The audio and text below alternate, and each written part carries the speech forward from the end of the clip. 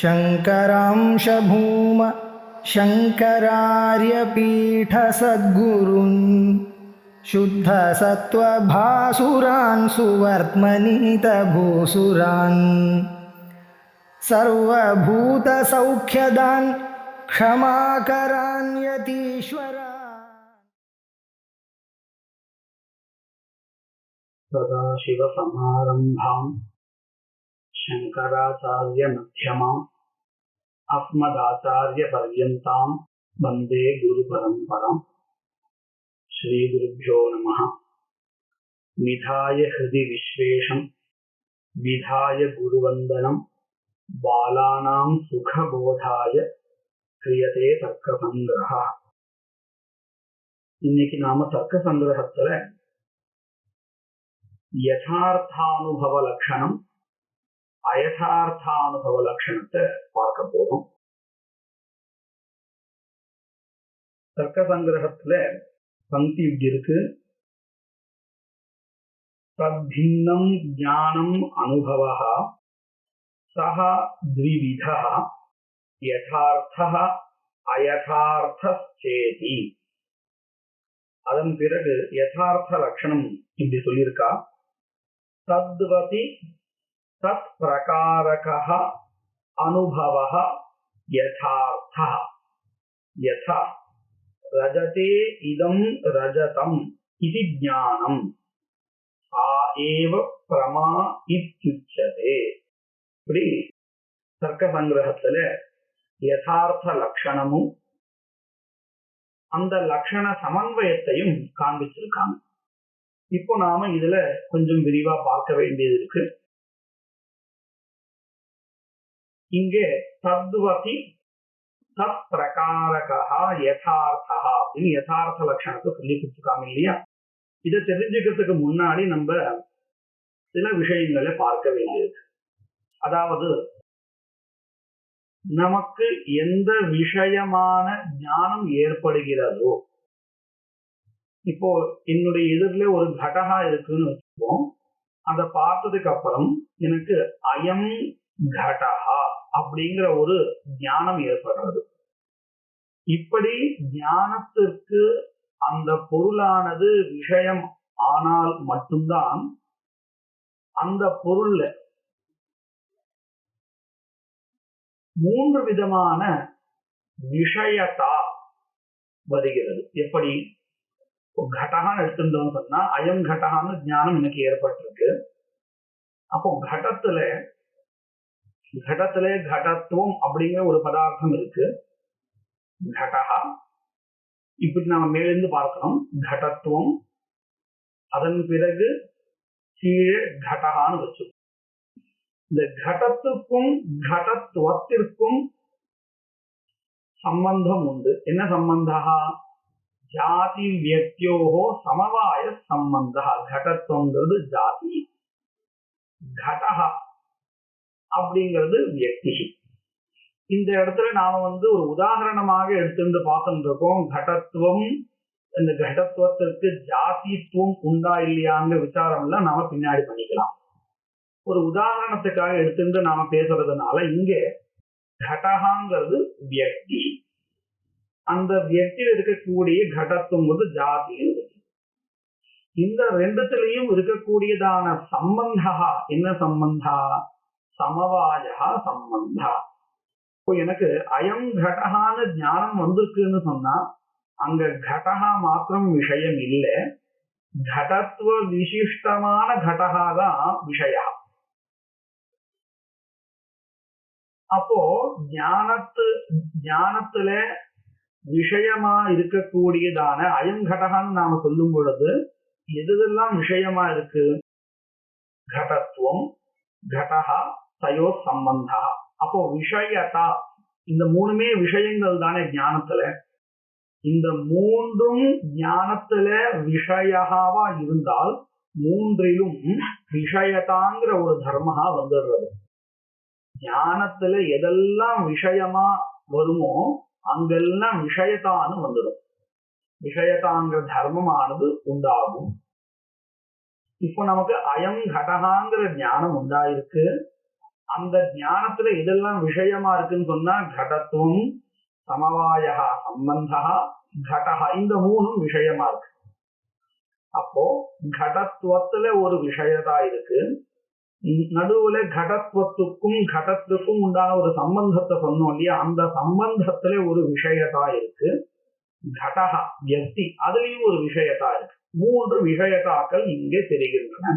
எப்பொழுது இதெல்லாம் ஞானத்துல இதெல்லாம் விஷயமானால் இவைகளுக்கு விஷயத்தா என்கின்ற ஒரு தர்மமானது வந்து சேருகிறது. சரி, இந்த விஷயத்தா மூணுமே விஷயத்தான்னு சொன்னா நமக்கு குழப்பம் ஏற்படும். அது அப்போ நாம என்ன பண்ணணும்? கடத்துவத்தில் இருக்கக்கூடியதான விஷயத்தாவே பிரகாரதா அப்படிங்கிற பெயர்ல நாம அழைக்கிறோம். பிரகாரதாக்கிய விஷயத்தா. சரி, இந்த சமவாயா ஒரு சம்பந்தத்தை சொன்னோம் இல்லையா, கடத்துவத்துக்கும் கடத்திற்கும் இருக்கக்கூடியதான சம்பந்தான்னு, அந்த சம்பந்தத்துல இருக்கக்கூடியதான விஷயத்தாவை என்ன சொல்லி அழைப்பது? சம்சர்கதா அப்படின்னு சொல்கின்றது. சம்சர்கதாட்ச விஷயத்தா. கடத்துல ஒரு விஷயத்தா இருக்கு இல்லையா, அதை நாம என்ன சொல்லிட்டு இருக்கோம்? விசேஷதாட்ச விஷயத்தா. விசேஷதா. அப்போ இந்த மூன்று விஷயத்தாக்களுக்கும் ஒவ்வொரு பெயர் கொடுக்கிறோம், அடையாளம் தெரிஞ்சுக்கிறதுக்காக. மேலே கடத்துவத்துல இருக்கக்கூடிய விஷயத்தாவ பிரகாரத்தான்னு சொல்றோம், சம்பந்தத்துல இருக்கக்கூடிய விஷயத்தாவ சம்சர்கத்தான்னு சொல்றோம், கடத்துல இருக்கக்கூடியதான விஷயத்தாவ விசேஷத்தான்னு சொல்றோம். அப்போ இந்த மூன்று விஷயத்தாக்களையும் நாம புரிஞ்சுறதுக்கு ஒரு பேர் கொடுத்திருக்கோம்னு தெரிஞ்சுக்கணும். இதெல்லாம் எப்போ வருது? எப்போ ஒரு பொருளானது ஞானத்துல விஷயமாகுமோ அப்பொழுதுதான். இந்த விஷயம் நாம ஏற்கனவே கூட பார்க்கிறோம். இப்போ நாம இது எதுக்காக சொல்லியிருக்கோம் அப்படின்னு சொன்னா, இந்த யதார்த்த லட்சணத்தை தெரிஞ்சுக்கணுமா இருந்தால் நாம ரெண்டு விஷயத்தை நல்லா கவனிக்கணும். அதாவது வஸ்து தந்திரம், புருஷ தந்திரம் அப்படிங்கிற ரெண்டு விஷயத்தை நாம வஸ்து ஸ்வபாவா, ஞான ஸ்வபாவா அப்படிங்கிற இந்த ரெண்டு விஷயத்தை நாம இப்ப தெரிஞ்சுக்க போறோம். என்னதுன்னு நான் விரிவா சொல்ல போறேன். முதல்ல இந்த வஸ்து ஸ்வபாவா, வஸ்து தந்திரம்னோ அல்லது வஸ்து ஸ்வபாவானோ அல்லது பதார்த்த ஸ்வபாவானோ சொல்லலாம். அப்படின்னா என்னது? நாம கந்தவதி பிருத்திவி அப்படின்னு சொல்லும் பொழுது ஆதேயதா, அதிகரணத்தான்னு சில தர்மங்களை பார்த்தோம். உதாரணத்துக்கு கந்தவதி பிருத்திவின்னு சொல்லும் பொழுது பிருத்திவியில கந்தா இருக்குன்னு சொன்னோம். எந்த பொருள் இருக்கிறதோ அந்த பொருளுக்கு ஆதேயான்னு பெயர் கொடுத்தோம். அந்த பொருளானது எங்கே இருக்கிறதோ அந்த பொருளுக்கு அதிகரணம் அப்படின்னு பெயர் கொடுத்தோம். அதாவது கந்தவதி பிருத்திவின்னு சொல்லும் பொழுது பிருத்திவி அதிகரணமா இருக்கு, கந்தா ஆதேயாவா இருக்கு. அந்த ஆதேயாவில ஒரு தர்மஹா வரும், ஆதேயதா அப்படிங்கிற ஒரு தர்மஹா இருக்கும்னு சொல்லியிருந்தோம். அத போலவே பிருத்திவி அதிகரணம்னு சொன்னால் அந்த அதிகரணத்துல அதிகரணதா அப்படிங்கிற ஒரு தர்மஹா இருக்கும் இப்படின்னு சொல்லியிருக்கோம். இதைத்தான் நாம லட்சணத்தை சமன்வயப்படுத்தும் பொழுது சொன்னோம், கந்தனிஷ்ட ஆதேயதா நிரூபித அதிகரணதாஸ்ரயா பிருத்திவின்னு சொன்னோம். அதுக்கும் இதுக்கும் என்ன சம்பந்தம் அப்படின்னு கேட்டா, இந்த ஆதேயதாவாகட்டும் அதிகரணதாவாகட்டும் இது பதார்த்த சுபாவகான்னு சொல்லுவோம். இதை நம்ம மாற்றவே முடியாது.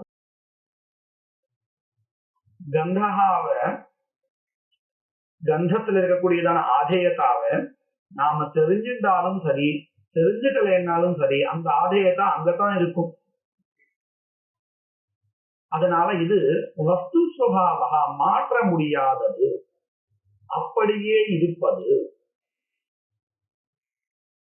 ஆனால் இந்த ஞான சுபாவகா இருக்கு இல்லையா, அதாவது இந்த விஷயத்தான் நம்ம சொன்னோமே, இந்த விஷயத்தா இல்லாத இடத்திலும் ஏற்படும்.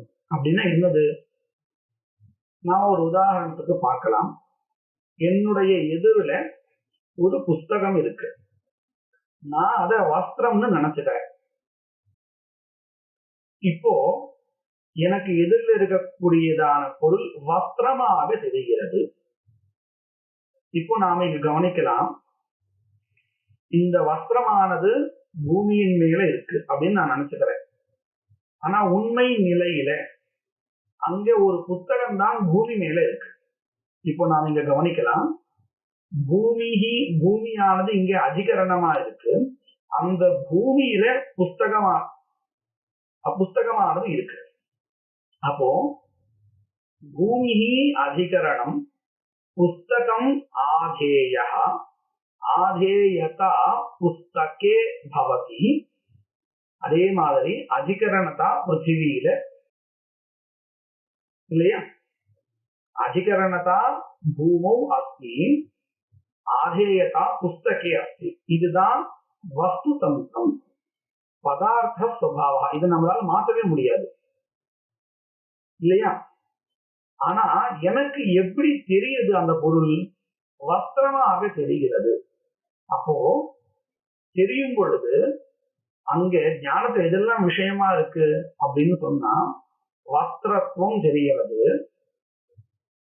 இப்படி சொல்லணும் இன்னும் கூட, புஸ்தகமானது வஸ்திரமா தெரிகிறது, பூமி இங்க விஷயமா நம்ம எடுத்துக்க வேண்டாம். அப்போ எதிரில் இருக்கக்கூடியதான அந்த புஸ்தகம் எனக்கு வஸ்திரமா தெரியுதுன்னு சொன்னா, இந்த வஸ்து சுபாவத்தை வச்சு பார்க்கும் பொழுது எப்படி இருக்கு? புஸ்தகத்துவம், புஸ்தகம், இந்த ரெண்டும் தெரிகிறது. பூமியில எப்படி புஸ்தகம் இருக்கோ அதே போலவே புஸ்தகத்துல புஸ்தகத்துவம் இருக்கு இல்லையா. இப்படி நம்ம கீழே மேல போகும்போது இது நமக்கு தெரியும். அப்போ புஸ்தகத்துவமானது புஸ்தகத்துல இருக்கு. அப்போ புஸ்தகத்துவத்துல ஆதேயதா, புஸ்தகத்துவ நிஷ்ட ஆதேயதா நிரூபிதா அதிகரணதா புஸ்தகே இல்லையா. அதே மாதிரி புஸ்தகத்துவ புஸ்தகயோகோ சமவாய சம்பந்தா. இப்போ நாம மேல் இருக்கக்கூடியதான அந்த புஸ்தகம் மாத்திரம் எடுத்துட்டு பார்த்துட்டோம். அதுல புஸ்தகத்துவத்துல ஆதேயதாவும் புஸ்தகத்துல அதிகரணதாவும் இருக்கு. இது வஸ்து தந்திரம், வஸ்து சுபாவா. ஆனா எனக்கு எப்படி தெரிஞ்சது? அந்த புஸ்தகமானது வஸ்திரமாக தெரிஞ்சது. அப்போ ஞான விஷயத்தான் சொல்லும் போது எதெல்லாம் வரும்? எதிரில் இருக்கக்கூடியதான பொருள் வரும் இல்லையா. அந்த பொருள் தான் இங்க நமக்கு விசேஷமா தெரியாது. அந்த பொருள் என்ன தெரியாது பிரகாரமாக அப்படின்னு சொன்னா, எனக்கு வஸ்திரத்துவம் தெரியாது. ஏன்னா நான் அதை வஸ்திரம் தானே கிரகிச்சுக்கிறேன். அப்போ பிரகாரமாக வஸ்திரத்துவம் இருக்கு, விசேஷமாக வஸ்திரம் இருக்கு, அல்லது எதிரில் இருக்கக்கூடியதான பொருள் இருக்கு. நான் இப்ப சொல்லும் போது என்ன சொன்னேன்? எதிரில் இருப்பது வஸ்திரம் அப்படின்னு சொன்னேன் இல்லையா. அப்ப எதிரில் இருக்கக்கூடியதான பொருள்ல விசேஷதா இருக்குது, பிரகாரதா வஸ்திரத்துவத்துல இருக்குங்கிறத விட தெரியறதுன்னு சொல்றது ரொம்ப சிறந்தது. இந்த வஸ்து சுபாவத்தை சொல்லும் பொழுது இருக்கிறது, வர்த்ததே அப்படின்னும், இதே இந்த பிரகாரதா விசேஷதா இதெல்லாம் சொல்லும் பொழுது பாசத்தேன்னு சொல்றது வழக்கம். அப்படி நம்ம பார்க்கும் பொழுது தமிழ்லையும் சொல்றதா இருந்தால் அங்கே வாஸ்தவிகத்துல இருக்கக்கூடியது புஸ்தகத்துவம் ஆதேயா, புஸ்தகம் அதிகரணம் இப்படி இருக்கு. ஆனா தெரியறது எப்படி தெரியறது? பிரகாரதாவானது வஸ்திரத்துவத்திலையும் விசேஷதாவானது வஸ்திரத்திலையும் தெரியாது. அப்போ இந்த இடத்துல வஸ்து சுபாவத்தை வச்சுண்டு, அதாவது வஸ்து தந்திரத்தை வச்சுண்டு பார்த்தால் ஆதேயதாவானது ஒரு இடத்துல இருக்கு. இதே ஞான சுபாவத்தை வச்சு பார்க்கும் பொழுது பிரகாரதா வேற இடத்துல இருக்கு இல்லையா. ஆதேயதா எங்க இருக்கு? புஸ்தகத்துவத்துல. ஆனா பிரகாரதா எங்க இருக்கு? வஸ்திரத்துவத்துல இருக்கு. இப்படி ரெண்டும் வெவ்வேறு இடங்கள்ல இருக்குமே ஆனால் அது யதார்த்தம் இல்லை. அப்போ யதார்த்தம்னா என்னது? வஸ்து தந்திரத்துல ஆதேயதா எங்க இருக்கோ அங்கேயே பிரகாரதாவும் இருக்குமே ஆனால், அதே மாதிரி வஸ்து தந்திரத்துல அதிகரணதா எங்க இருக்கோ அதே இடத்திலேயே ஞான சுபாவத்துல விசேஷதாவும் இருக்குமே ஆனால் அந்த ஞானம் யதார்த்த ஞானம். எப்படி? என் எதிரிலே ஒரு கடகா இருக்கு, எனக்கு கடகாவாகவே தெரியறது. இப்போ இருக்குன்னு சொல்லும் பொழுது வஸ்து தந்திரம் இல்லையா? எதிரிலே கடகா இருக்கு, கடகா அப்படிங்கிறது இங்க அதிகரணம், அதுல கடத்துவம் இருக்கு இல்லையா? அந்த கடத்துவம் தான் இங்க ஆதேயா. அப்போ கடத்துவத்துல ஆதேயதா இருக்கு, கடத்துல அதிகரணதா இருக்கு. இதுதான் வஸ்து தந்திரத்துல இருக்கக்கூடியதான நிலை. சரி, இப்போ எனக்கு என்னவா தெரியுது? அந்த பொருள் கடகாவாகவே தெரிகிறது இல்லையா? அப்போ என்னுடைய ஞானத்துல இந்த கடகா விஷயம் ஆனதுனால கடகா கடத்துவம் அந்த ரெண்டுத்துல இருக்கக்கூடியதான சம்பந்த சமவாயம் இந்த மூன்றும் தெரியறதுன்னு சொன்னா இந்த மூன்றும் ஞானத்துக்கு விஷயமாக ஆயிருக்கின்றன அப்படின்னு சொன்னா அந்த மூணுத்தையும் விஷயத்தா வருமா இல்லையா? மூணு விஷயத்தாவுக்கு நாம பேரு கொடுத்துருக்கோம். அதுல கடத்துவத்துல பிரகாரதாக்கிய விஷயதா அஸ்தி. இந்த சமவாயான எந்த ஒரு சம்பந்தா சொன்னோமோ அங்க சம்சர்கதா இருக்கு. கடத்துல விசேஷதாக்கிய விஷயதா. இப்போ நாம ரெண்டுத்தையும் மேட்ச் பண்ணி பார்த்தோம்னு சொன்னா எப்படி இருக்கும்? ஆதேயதாவும் பிரகாரதாகவும் ரெண்டும் சரியாக கடத்துவத்திலேயே இருக்கு. அதே மாதிரி கீழே நம்ம பார்த்தோம்னு சொன்னா விசேஷதாவும் அதிகரணதாவும் ரெண்டும் கடத்துலதான் இருக்கு. இப்படி ரெண்டும் ஒத்து போச்சுன்னு சொன்னா அது யதார்த்த ஞானம். அப்போ நாம கவனிக்க வேண்டியது என்னது? யதார்த்த ஞானத்துல வஸ்து தந்திரத்துல இருக்கக்கூடியதான ஆதேயதாவும் ஞான சுபாவத்தில் இருக்கக்கூடியதான பிரகாரதாவும் ஒரே இடத்துல இருக்கான்னு பார்க்கணும்.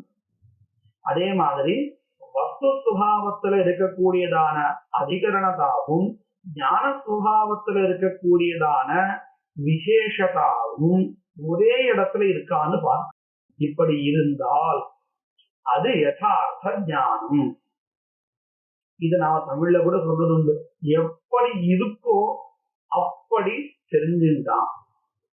எப்படி இருக்கோ அப்படின்னு சொல்லும் பொழுது அது வஸ்து சுபாவத்தை சொல்றது. அதை நம்மளால மாற்ற முடியாது. அப்படியே தெரிஞ்சுட்டான் அப்படின்னு சொன்னா என்ன அர்த்தம்? வஸ்து சுபாவத்துல எங்கெங்க ஆதேயதா இருக்கோ அதே இடத்துல இங்க பிரகாரத்தாவை தெரிஞ்சுட்டான். பிரகாரத்தாவானது அவனுடைய ஞானத்தினால வந்தது. அதே மாதிரி எங்க அதிகரணத்தா இருந்ததோ அதே நேர்கோட்டுலதான் இவனுடைய ஞான விஷயத்தா, அதாவது விசேஷத்தா என்கின்ற விஷயத்தாவானது இருக்கிறது. இதுதான் எப்படி சொன்னோம்? எப்படி இருக்கோ அப்படி தெரிஞ்சுட்டான் அப்படின்னு சொல்றோம். இப்போ இந்த இது நமக்கு நல்லா தெரிஞ்சிருக்கும். யதார்த்த ஞானம்னு சொல்றதா இருந்தால் வஸ்து தந்திரத்துல வரக்கூடியதான ஆதேயதாவும் அதிகரணத்தாவும் எங்க இருக்கோ அதே இடத்திலேயே ஞான சுபாவத்தினால வரக்கூடியதான பிரகாரதாவும் விசேஷதாவும் வரணும். இப்படிங்கிறது நாம நல்லா தெரிஞ்சிருக்கோம். இப்போ எப்படி நாம இந்த அயம் கடகான ஞானம் எனக்கு ஏற்பட்டால் அந்த கடத்துல விசேஷதாவும் கடத்துவத்துல பிரகாரதாவும் இருக்குன்னு சொன்னோமோ அதே மாதிரி அந்த பிரகாரதா நிரூபித பிரகாரிதா அப்படிங்கிற ஒரு தர்மமானது ஞானத்துல சேரும். விசேஷதா நிரூபித விசேஷிதா அப்படிங்கிறதும் நம்முடைய ஞானத்துல வந்து சேரும். இந்த விஷயங்களை நாம ரொம்ப முன்னாடி கிளாஸ்லயே இதெல்லாம் பார்த்துருக்கோம். இப்போ நாம என்ன பண்ண போறோம்? நிறைய பதார்த்தங்களை தெரிஞ்சுட்டோம். யதார்த்த ஞானம்னா எப்படி இருக்கணும்னு தெரிஞ்சுட்டோம். இதெல்லாம் வச்சு இங்க இருக்கக்கூடியதான லட்சணத்தை புரிஞ்சுக்க போறோம். புரிஞ்சுட்டு ஒரு இடத்துல அதை சமன்வயப்படுத்தி காட்ட போறோம். இங்க யதார்த்த லட்சணம் இப்படி இருக்கு. தத்வதி தத் பிரகாரகா யதார்த்தா. தத்வதி அப்படின்னு ஒரு அம்சம், தத் பிரகாரகான்னு ஒரு அம்சம், ரெண்டாவது. இப்போ முதல்ல தத்வதிங்கிறத பார்ப்போம். இந்த தத்வதிங்கிறதுலயும் ரெண்டு அம்சம் இருக்கு. முதல்ல தத்வத் அப்படிங்கிற ஒரு அம்சம், இந்த அதுக்கப்புறம் இருக்கக்கூடியதான சப்தமி விபக்தி. முதல்ல இந்த தத்வத் அப்படிங்கிறதுக்கு என்ன அர்த்தம்னு பார்ப்போம். இந்த இடத்துல தத்வத்துங்கிற இடத்துல மது பிரத்யாக இருக்கு. இந்த மது பிரத்யத்துக்கு என்ன அர்த்தம்? அதை கொண்டதுங்கிற கந்தவதி பிருத்திவி அப்படின்னு பார்த்து போனாங்க. அங்கேயும் இதே பிரத்யாக தான், அதை கொண்டது. இங்க தத்வத்து அப்படிங்கிறதுல தத்பதம் இருக்கு, மது பிரத்யாக இருக்கு. தத்பதத்தினால எதை எடுத்துக்கணும் அப்படின்னு சொன்னா, இப்போ என் எதிரில ஒரு ரஜதம் இருக்குன்னு இருக்கு. எனக்கு அது ரஜதமாகவே தெரிகிறது. ரஜதம்னா வெள்ளி, அதுவாகவே தெரிகிறது. தத்பதத்தால நான் எதை எடுத்துக்க போறேன் அப்படின்னு சொன்னா, ரஜதத்துவத்தை எடுத்துக்க போறேன். இந்த ரஜதத்துவத்தை கொண்டது, அதாவது ரஜதத்துவாதிகரணம் எதுன்னு கேட்டா ரஜதம். இப்போ அதிகரணம்னு சொன்னதுனாலேயே நமக்கு என்ன கிடைக்கிறது? ரஜதத்துவ நிஷ்ட ஆதேயதா நிரூபித அதிகரணதாவத் அப்படிங்கிற அர்த்தம் கிடைக்கிறது. ரஜதத்துவம் தன்னிஷ்ட ஆதேயதா நிரூபித அதிகரணதா தாதிருஷ அதிகரணதாவத் இது ரஜதம். இதைத்தான் தத்வத் அப்படிங்கிற அம்சத்துல இருந்து நாம தெரிஞ்சுக்கிறோம். தத்வத் அப்படிங்கிற அம்சத்துல ரஜதத்துவ நிஷ்ட ஆதேயதா நிரூபித அதிகரணதாவத். அதிகரணதாவத் எது அப்படின்னு சொன்னா ரஜதம். தத்வத் வரையில் நாம அர்த்தம் சொல்லியிருக்கோம். இப்போ சப்தமி விபக்திக்கு என்ன அர்த்தம்? விசேஷியதா அப்படின்னு அர்த்தம். இந்த விசேஷதாங்கிறது ஞான சுபாவத்தை சேர்ந்தது. இதுக்கு முன்னாடி தத்வத் அது வரையில் நாம சொன்னது வஸ்து சுபாவத்தை சொல்லியிருக்கோம். நல்லா கவனிச்சுக்கணும். ஏன்னா ரஜதத்துவ நிஷ்ட ஆதேயதா நிரூபித அதிகரணதாவத் அப்படிங்கிறது இதெல்லாம் வஸ்து சுபாவத்தை சொல்லியிருக்கோம். இப்போ நாம இந்த சப்தமி விபக்திக்கு விசேஷியதா அப்படின்னு ஒரு விசேஷிதாக்கு விஷயத்தான்னு அர்த்தம் பண்ணியிருக்கோம் இல்லையா? இது சப்தமி விபக்திக்கு என்ன அர்த்தம் பண்ணியிருக்கோமோ இது புருஷ தந்திரத்துல, அதாவது ஞான சுபாவத்தில் இருக்கக்கூடியது. அப்ப என்ன அர்த்தம் வரும்? ரஜதத்துவ நிஷ்ட ஆதேயதா நிரூபித அதிகரணதாவத் எதுவோ, அதாவது ரஜதம், அங்கு இருக்கக்கூடியதான விசேஷதா நிரூபித விசேஷிதாஸ்ரயா, அதாவது ரஜதத்துல இருக்கக்கூடியதான விசேஷதா நிரூபித விசேஷிதா எங்க இருக்கும்? இதம் ரஜதம்ங்கிற ஞானத்துல போய் சேரும். அப்போ நான் எப்படி சொல்லணும்? ரஜதத்துவ நிஷ்ட ஆதேயதா நிரூபித அதிகரணதாவத் ரஜத நிஷ்ட விசேஷதா நிரூபித விசேஷிதாஸ்ரயா ஞானம். தத்வதி அதுவரையில் இந்த தத் பிரகாரகா அப்படின்னு சொன்னா என்ன அர்த்தம்? மறுபடியும் முன்னாடி தத்பதத்தினால எது எடுத்து வந்தோமோ அதையே எடுத்துக்கிறோம்.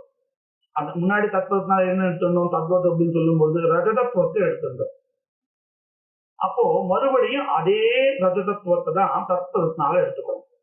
தத் பிரகாரகா அப்படின்னு அர்த்தம்? தன்னிஷ்ட பிரகாரதா நிரூபித பிரகாரிதாஸ்ரயா. தத்பதத்தினால ரஜதத்துவத்தை எடுத்திருக்கோம். தன்னிஷ்ட பிரகாரதா ரஜதத்துவ நிஷ்ட பிரகாரதா நிரூபித பிரகாரிதா எங்க இருக்கும்? ஞானத்துல போய் சேரும். எந்த ஞானத்துல? இதம் ரஜதம் அப்படிங்கிற ஞானத்துல. இப்போ எதிரில ரஜதம் இருக்கு, எனக்கு ஞானமும் இதம் ரஜதம் அப்படின்னு ஏற்பட்டிருக்கு. அதனால இப்ப சொன்ன லட்சணம் அப்படியே சமன்வயம் ஆயிடும். தத்வதி தத்பதத்தினால ரஜதத்துவம், ரஜதத்துவ நிஷ்ட ஆதேயதா நிரூபித அதிகரணதாவத் ரஜத நிஷ்ட விசேஷதா நிரூபித விசேஷிதாஸ்ரயத்வே சதி. தத்பதத்தினால தத் பிரகாரகாங்கிறத சொல்ல போறேன். அதுல தத்பதத்தினால ரஜதத்துவம். தத் பிரகாரகத்துவம் நாம தன்னிஷ்ட பிரகாரதா நிரூபித பிரகாரிதாஸ்ரயா ஞானம். கீதம் ஞானம் இதம் ரஜதம் இது ஞானம். அப்போ இந்த ஞானம் யதார்த்த ஞானம். இந்த லட்சணம் அதிவியாப்தி ஆயிடாத இருக்கணும். அது அப்படின்னு அர்த்தம், நாம அயதார்த்தத்துல இது சேரதா இல்லையான்னு பரீட்சை பண்ணி பார்த்தோம். சேருமே ஆனால் அதிவியாப்தம் லட்சணம் ஆயிடும். சரி, அயதார்த்தத்தை ஒண்ணு எடுத்துன்னு நம்ம பார்க்கலாம். பொதுவா நமக்கு இந்த பிரமஹா இருக்கு இல்லையா, அது எங்க ஏற்படும்? ஒரே மாதிரி இருக்கக்கூடிய இடத்தெல்லாம் ஏற்படும். இங்க சாஸ்திரத்துல அடிக்கடி சொல்லக்கூடியதான ஞான ஸ்வரூபம் எது அப்படின்னு சொன்னா, சுப்தௌ இதம் ரஜதம் இது ஞானம் அப்படின்னு சொல்லுவாங்க. ஏன் அப்படின்னா, சுப்திங்கிறது கிழிஞ்சல்னு சொல்லுவோம் தமிழ்ல.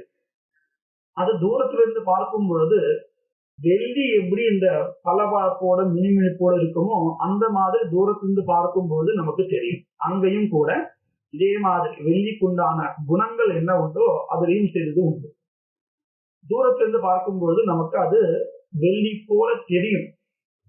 பொதுவா நமக்கு பிரமஹாங்கிறது எடுத்த உடனே கொஞ்சம் கூட சம்பந்தமே இல்லாத இடத்துல வந்துடாது.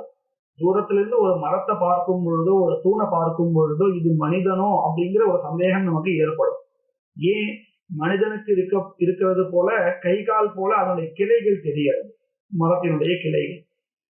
இப்படி நமக்கு தெரியும் பொழுது மட்டும்தான், அதாவது மனிதனுக்கு சம்பந்தப்பட்ட சில தர்மங்கள் சில குணங்கள் தூரத்திலிருந்து பார்க்கும் பொழுது அந்த மரத்திற்கு தெரியுமே ஆனால் அப்பொழுதுதான் நமக்கு பிரமஹா ஏற்படும்.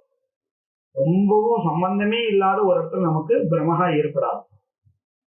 அத போல இந்த கிழிஞ்சல் அதாவது சுத்தி, இது தூரத்திலிருந்து பார்க்கும் பொழுது வெள்ளியில இருக்கக்கூடியதான சில தர்மங்கள் அங்கேயும் தெரியறதுனால அதை பார்த்து ரஜதம் அப்படிங்கிற ஒரு நமக்கு பிரமஹா ஏற்படும்.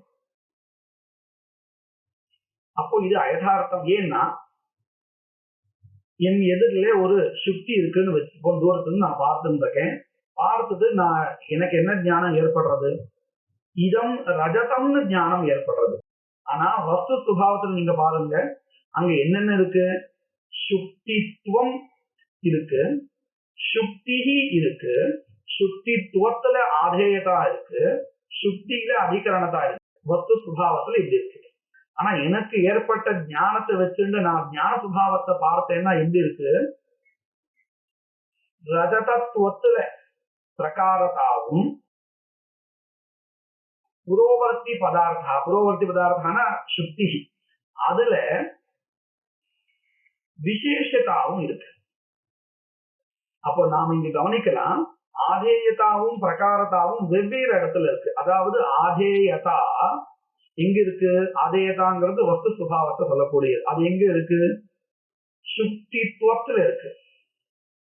சுக்தித்வா பாவகா எங்க? நம்ம இப்போ அங்க சுக்தி அங்க நம்ம ஞானத்தை வச்சு நாம் பார்க்கும் பொழுது அங்க ரஜதத்துவம் பிரகாரமா தெரியறது இல்லையா? அப்போ நம்மளுடைய பிரகாரதா நாம எங்க சொல்றோம்? சுக்தித்வா பாவ பிரதியோகினி. அதாவது ரஜதத்துவம் சுக்தித்துவம் இல்லை, சுக்தித்வா பாவ பிரதியோகி. அந்த பிரதியோகில நாம என்ன சொல்லிட்டு இருக்கோம்? பிரகாரத்தாவ சொல்லிட்டு இருக்கோம். அதாவது ஆதேயதா எங்க இருக்கோ அங்க நாம பிரகாரத்தாவ சொல்லாம அந்த சுக்தித்துவம் இல்லாத இடத்துல பிரகாரத்தாவ சொல்லிட்டு இருக்கோம். இதைத்தான் நம்ம முன்னாடியே பார்த்தோம். ஆதேயதா எங்க இருக்கோ அங்கதான் பிரகாரத்தா சொல்லணும். சொன்னா மட்டும்தான் அது யதார்த்த ஞானம். அதிகரணத்தா எங்க இருக்கோ அங்கதான் விசேஷத்தா சொல்லணும். அதுதான் யதார்த்த ஞானம். ஆனா இங்க என்ன ஆயிடுச்சு? சுக்தியை பார்த்து இதம் ரஜதம்னு எனக்கு ஞானம் ஏற்பட்டிருக்கு. அப்போ என்னுடைய ஞான சுபாவத்தை வச்சு பார்க்கும்போது பிரகாரதாவானது ரஜதத்துவத்துல இருக்கு, விசேஷதாவானது சுக்தியில இருக்கு. ஆதேயதா சுக்தித்துவத்துல இருக்கு, அதிகரணத்தா சுக்தியில இருக்கு இல்லையா? அப்போ தத்வதி அப்படின்னு சொல்லும் பொழுது தத்பதத்தினால எதை எடுத்துன்னு சொல்லணும்? வஸ்து சுபாவத்தில் இருக்கக்கூடியதான சுக்தித்துவத்தை எடுத்துக்கணும். தத்வத் என்னது சுத்தி. தத்வன்னிஷ்ட விசேஷதா நிரூபித விசேஷிதாசிரயா ஞானம் சொல்ல முடியும். அதுக்கு மேல தத்பிரகாரகத்துவம் சொல்ல முடியாது. ஏன்னா தத்பதத்தினால மறுபடியும் தத்பதத்தினால நம்ம எது சொல்லுவோம்? புருஷ சுபாவத்துல இருக்கக்கூடியதான பிரகாரமா எதுவோ அதுதான் சொல்லுவோம். அதாவது ரஜதத்துவத்தை தான் எடுத்துப்போம். ஆனா இங்க என்ன இருக்கு? வஸ்துதா தத்பதத்தினால சொல்ல வேண்டியதா இருந்தால் சுத்தித்துவத்தை எடுத்துக்கணும் இல்லையா? அப்போ இந்த லட்சணத்தை அங்க நம்மளால சமன்வயப்படுத்தி காமிக்க முடியாதுங்கிறதுனாலேயே அயதார்த்த ஞானத்துல இந்த லட்சணமானது சன்லட்சணம். அயதார்த்த ஞானத்துல அதிவியாப்தி ஆகாது. இதை நாம நல்லா மறைஞ்சு வச்சிருந்து நமக்கு பதார்த்தங்களை எப்படி புரிஞ்சுக்க முடியுமோ அப்படி இதை எழுதி. இப்போ நாம யதார்த்த லட்சணத்தை பார்த்திருக்கோம், சமன்வயப்படுத்தி காமிச்சிருக்கோம். யதார்த்த லட்சணத்தை நல்லா புரிஞ்சுட்டோமே ஆனால் அயதார்த்த லட்சணம் புரிஞ்சுக்கிறது ரொம்ப சுலபம். ஏன் அப்படின்னா ததபாவவதி தத்பிரகாரகா. இதேதான் உதாரணம். சுத்தோ இதம் ரஜதம். நாம அதிவியாப்தி வரலன்னு காமிக்கிறதுக்காக எந்த இடத்த எடுத்துட்டோமோ அதுதான் இங்க லட்சண சமன்வயம் பண்ண வேண்டியதான இடம். ஏன்னா அயதார்த்த லட்சணம் என்னது? ததபாவவதி தத்பிரகாரகா யதா சுத்தோ இதம் ரஜதம்.